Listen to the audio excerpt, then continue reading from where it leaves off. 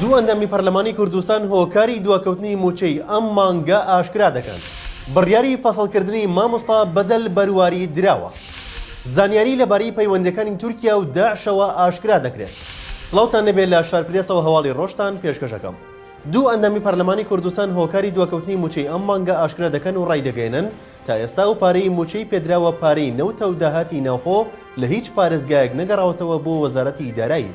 لای خۆیەوە عومەر گوڵپی ئەندامی لیژنەی دارایی لە پەرلەمانی کوردستان لە ڕاگەیەنراوێکدا ئاشکرای کردووە حکوومەتی هەرێم و دەسەڵاتدارەکانی چەندین جار بەڵێنیان بە موچەخۆران و فەرمانبەراندا کە لە 25 هەموو مانگێکدا دەست بە دابەشکردنی موچە دەکەن و لە یەکی مانگ کۆتایی پێدەهێنن. دەژڵێت وا بۆ 4 مانگ دەچێت. حکوومەت ناتوانێت ئەم بەڵێنەی بباتە سەر.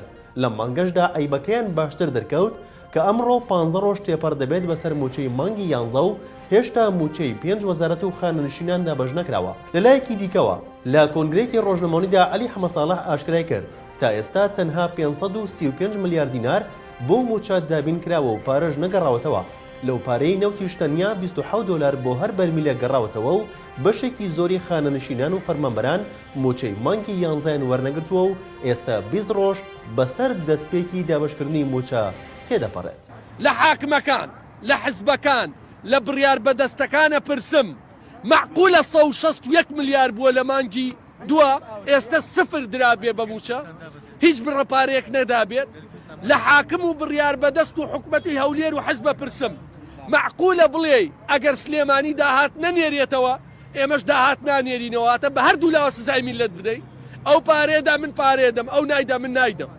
بۆیە ئەوەی کە هەیە هۆکاری دابەش نەکردنی موچە ئەوەیە 374 ملیار داهاتی ناوخۆ بۆ تەمویلی موچە نگەل لە مانگی دووە جگەل لە خەرجی دەوائر جگەل لە نەسریە جگەل لە دەرمان.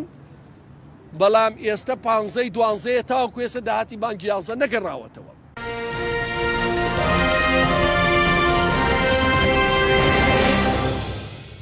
یەکێک لەو ئەندامانەی ئەنجومەنی سەرکردایەتی یەکێتی کە بە بڕیاری بابڵ تاڵەبانی لە حیزبەکە دوورخرایەوە و بە کەسێکی نزیک لە لاهور شێخ جەنگی ناسراوە باز لە دروستکردنی حیزبێکی نوێ دەکات. شارپرێس جوڵەکانی لاهور شێخ جەنگی و هاوڕێکانی لە دوای هاتنی ساڵی نوێوە ئاشکرا دەکات. شادمان مەلا حەسەن کەسی نزیک لە لاهور شێخ جەنگی و یەکێک لەو ئەندامانی سەرکردایەتی یەکێتی کە بە بڕیاری بابڵ تاڵەبانی لە حیزبەکە دوورخرایەوە لە نووسینێکدا باز لە پێویستی دروستکردنی هێزێکی نوێی سیاسی دەکات.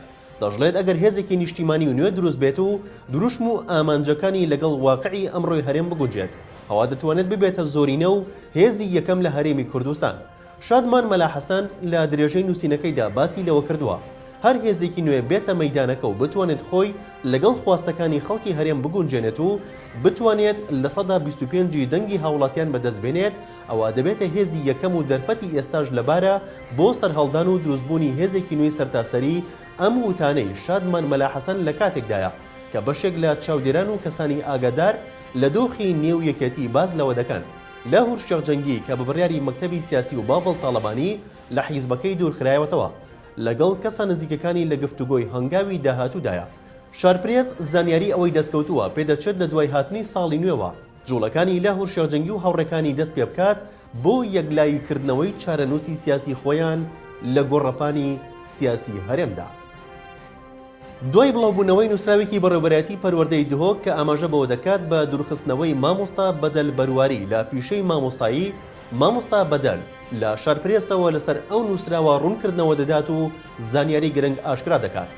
بەپێی دوو نووسراوی جیاوازی بەڕێوەبەرەتی گشتی پەروەردەی دهۆک بڕیار درراوە بە دەستەکارکێشانەوەی هەردوو مامۆستا بەدەل عەبدولباقی ئەبابەکر و مامۆستا جەمال خەلیل مەجید لەسەر میلاکی بەڕێوەبەرەتی گشتی پەروەردەی دهۆک. ئەوەش خراوەتە ڕوو ئەم بڕیارە لە دوای بڕیاری دادگای تاوانی هەولێر کە لە مانگی دا ئاراستەیان کراوە دراوە هەرچەندە ئەو دوو مامۆستایە دوای ئازادکردنیان چوونەتەوە سەر کارەکانیان بەڵام لە ڕۆژی 28 مانگی ڕابردوو بڕیاری فەسڵکردنیان دراوە. لەو بارەیەوە مامۆستا بەدەل بەرواری لە ڕێگەی شارپرێسەوە ڕایگەیاند من لە پیشەی مامۆستایی خۆم بەردەوام و تا ئێستا دوور نەکراومەتەوە. ئەوەشی ڕوونکردەوە هەفتەیەک لەمەوبەر موچەی مامۆستاییشم وەرگرت و هیچ کێشەیەکم بۆ دروست نەبوو و بەردەوامم لە کارەکەم. لەبارەی نووسراوەکەی پەروەردەی دهۆکیش مامۆستا بەدەلوتی ڕاستە ئەو نووسراوە کراوە بەڵام لە ئەنجومەنی وەزیرانەوە تا ئێستا بڕیاری لەسەر نەدراوە چونکە ئاڕاستەی ئەنجومەنی وەزیرانیش کراوە. سەرۆکی کوتلەی پارتی دیموکراتی گەلان هەتەپە لە پەرلەمانی تورکیا ئاشکرای کرد تورکیا لەناو کۆمەڵگەی نێودەوڵەتیدا وەک گەورەترین دۆست و هاوبەشی گروپی تیرۆریستی داعش ناسراوە. دەژڵێت هەر بۆیە ئەو وڵاتە لە لیستی خۆڵەمێشی پشتیوانیکردنی ڕێکخراوە تیرۆریستیەکان دەنراوە بۆ پێی ئاستەنگ بۆ پارەدارکردنی نێودەوڵەتی داعش و ڕێکخراوی قاعیدە دروست ناکات. بەجۆری ئاژانسی هەواڵی میزۆپۆتامیا میراڵ دانیش بیشتاش خانمە پەرلەمانتاری هەدەپە و سەرۆکی کوتلەی ئەو حیزبە لە پەرلەمانی تورکیا لە میانی کۆبوونەوەکانی تایبەت بە باسکردنی بودجەی پەرلەمانی تورکیا حکوومەتی پارتی داد و گەشەپێدانی دەسەڵاتی تورکیای تۆمەتبار کرد بەوەی لە جیاتی خۆی گروپە چەکداری تیرۆریستەکانی بەرداوەتە گیانی کوردانی ڕۆژاوای کوردستان هەر لەبەرەی نووسراوە بۆ ڕێکخراوی تیرۆریستی داعش. بێشتاش ئەوەشی وتووە پەرلەمانتەرانی پارتی داد و گەشەپێدان بە سەرۆکایەتی ڕەجەب تەیب ئەردۆغان کاتێک ناتوانن وەڵامی پرسیارەکانمان بدەنەوە پێمان دەڵێن ئێوە تیرۆریستن. ئەوەش تاوەکو لەو ڕێگەیەوە خۆیان لە وەڵامدانەوەی پرسیارەکان بدزنەوە. خانما پەرلەمانتارەکەی هەدەپە ئاماژەی بۆش کردووە زۆر جێگەی شەرمەزاریە کە ئەبوو بەکر بەغدادی ڕێبەری داعش لە بن سنوورەکانی تورکیادا بکوژرێت. هەر بۆیە دەبینین جیهان هەموو لەسەر پەیوەندەکانی ئاکەپە بەداعشەوە سەرکۆنەی ئەو پارتە دەکەن. لە شارپرێسەوە هەواڵی ڕۆژتان پێشکەشکرا شاد و بەختەوەرە.